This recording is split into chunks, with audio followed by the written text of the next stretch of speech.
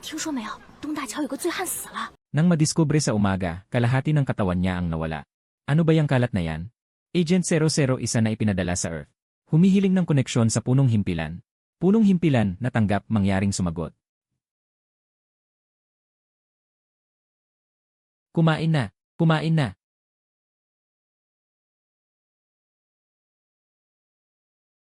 Na-activate na ang sistema. Natukoy na ang host ay mayroong lason na sakit sa pag-isip. Tatanggap ba ng paggamot? Hindi ka tanggap-tanggap. Yung mga maliliit na taong naka-white coat. Talagang dinrugahan ako habang natutulog. Mga walang hiyang tao, walang prinsipyo. Nabigo ang paggamot.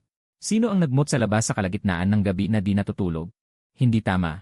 Bukas ako ang duty sa paglilinis. Baka may nagkamali ng araw. May naglinis para sa akin. Talagang isang malaking tangang uod. Tingnan ko nga. Sinong malaking tangang uod ang nagmo para sa akin? Itong malaking tangang uod. Ang linis pa niya, maingat.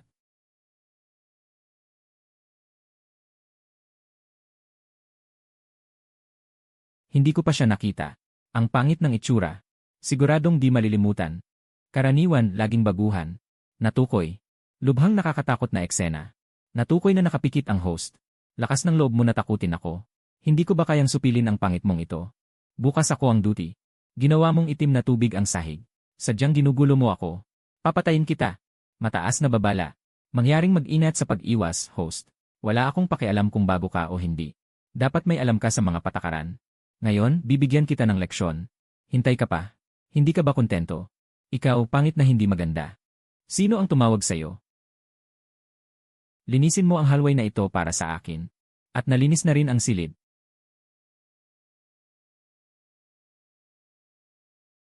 Carlos Santos. Sinusunod ka ba niya? Pwede ba siyang maghugas ng medyas ko? Carlos Santos. At hugasan din ang aking salawal. Carlos Santos. Kailan siya susunod na darating? Mag-ipon ako ng maruruming damit para labhan niya. Bulag ka ba? Hindi mo ba nakikita na natutulog ako? Natuto ka na ba ngayon? Mula sa isang beses sa isang linggo. Tignan mo ang iyong sarili ang mga palatandaan. Kung naintindihan mo na, umalis ka na.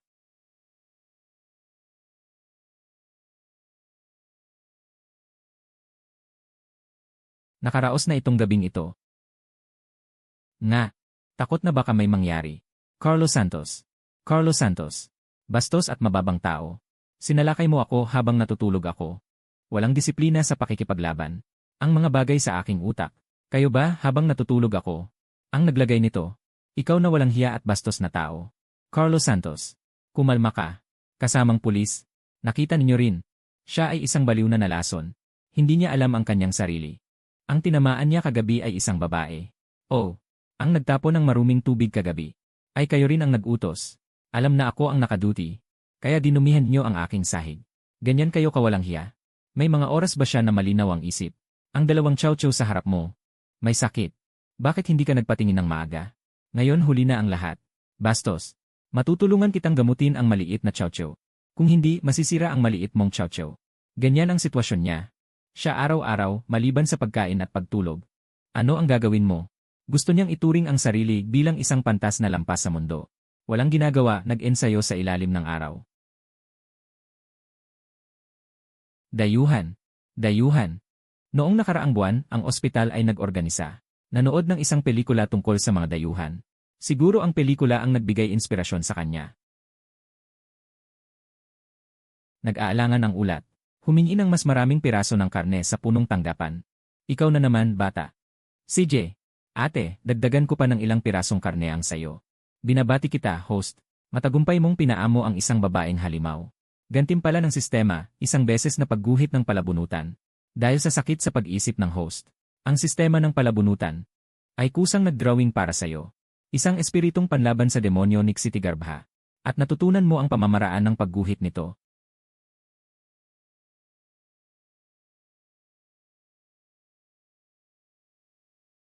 Dumating ka na sa wakas. Sa harap ng ospital ng mga may sakit sa pag-isip ng San Isidro, lumitaw ang 2 pulang markang tuldok.